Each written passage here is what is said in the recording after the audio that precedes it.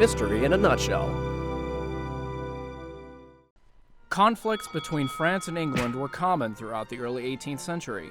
While previous wars were about succession, or who would take control of what country in Europe, the French and Indian War stands out because it didn't start in Europe, nor was it about succession.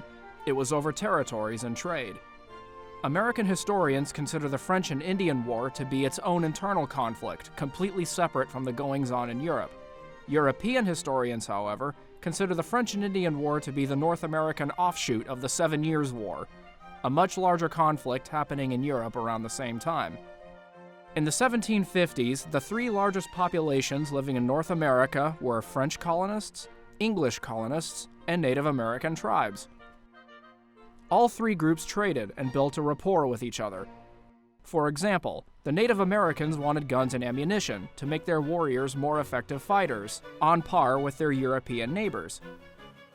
However, as North America was in the process of settlement, it was only inevitable that the 3 forces would eventually clash. Both the French and the English eyed the Ohio Valley area, between the forks of the Ohio. The French and Indian War was, in a nutshell, a territorial tug-of-war for control of the Ohio Valley. And unfortunately for the Native Americans living there, they were caught in the middle of the conflict. At this time, the British outnumbered the French population around 20-1. This is why the French relied heavily on alliances made with their Native American neighbors, such as the Wabanaki Confederacy, the Abenaki, and Algonquin. French fur traders and trappers often married Indian women, and some even married the daughters of Indian chiefs to create even stronger unions. Despite the name French and Indian War, not all Native Americans fought for the French. Some Indian tribes, such as the Iroquois Confederacy and the Catawba, fought for the British. Other tribes, like the Cherokee, shifted allegiances, and some tribes remained neutral, wanting no part in the conflict. So, why did the British and the French want control of the Ohio Valley? They both felt the Ohio Valley belonged to them. For France, the Ohio Valley was an essential link between its colony in Canada and the lands claimed along the Mississippi River. For the British, however, the French were interfering with land grants to the Ohio Company in the region, founded by Virginian colonists, despite French opposition. The goal of Native Americans on both sides was the same: to prevent the other side from gaining more territory. The Algonquin tribes had a feud with the Iroquois, who had previously pushed them further west. The French took advantage of this bitterness to get the Algonquins to side with them. In turn, the British supplied the Iroquois with arms and ammunition and encouraged them to attack French settlements in the area. Tensions between the French and the English escalated when French soldiers led a group of Algonquin warriors to attack Pickawillany, Britain's largest and richest settlement in the area. The raid sent many British settlers back across the mountains. In 1752, Marquis Duquesne was appointed governor of New France. Duquesne, with instructions to assert control of the Ohio Territory, established a string of forts south of the Great Lakes, which won further support from the Algonquin allies. The British were determined to resist this French advance. Virginia Governor Robert Dinwiddie wrote to the Board of Trade in London, seeking feedback on how to deal with the French threat. The board responded, "You have the king's orders. Build forts of your own to protect His Majesty's territories. Any resistance by the French will be considered acts of war." Governor Dinwiddie commissioned then 21-year-old Major George Washington to deliver a letter to Captain Jacques Saint-Pierre, commander of Fort Le Boeuf. The letter contained Governor Dinwiddie's demands for the French to leave the area, but Captain Saint-Pierre refused, stating that the French held a stronger claim to the area than the British. Major Washington marched back to Williamsburg to bear the bad news.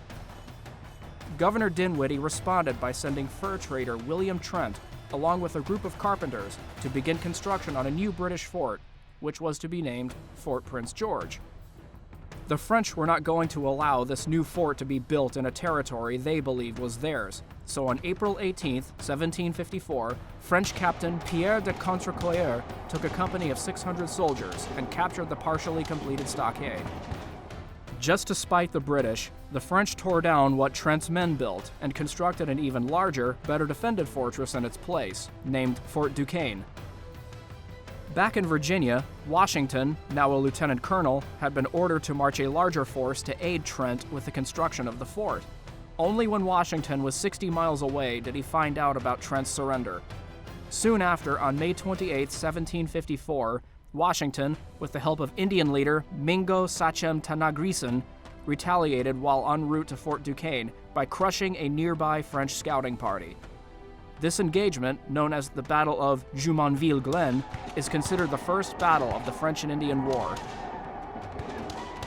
Soon afterwards, Washington pulled his exhausted troops a few miles back and established Fort Necessity. French-Canadian troops attacked Fort Necessity a few months later in July, and Washington was forced to retreat. British colonials realized then that they would need help from their Native American neighbors. Between June and July 1754, the Albany Congress, led by New York Lieutenant Governor James Delancey, was formed with the goals of easing tensions between the Indians and the colonists and to better prepare for the coming war ahead. This plan would be known as the Albany Plan. One of the delegates at this meeting was Benjamin Franklin, who advocated hard for the colonies to work together. Franklin designed this now famous woodcut of a snake with the words "Join or Die" inscribed underneath. Franklin's illustration sent a clear message: the British colonies will not survive if they don't work together. The Albany Plan, while adopted by the Congress, was ultimately rejected by their home legislatures. The attack at Fort Necessity would be the first of many setbacks the English would experience in the early years of the French and Indian War.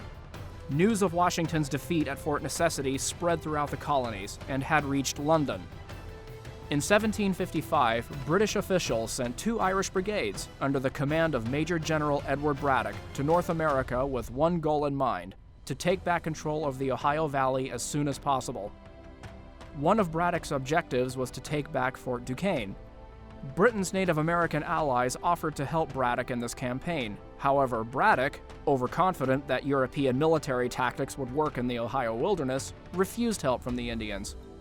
This refusal led to disastrous consequences for Braddock.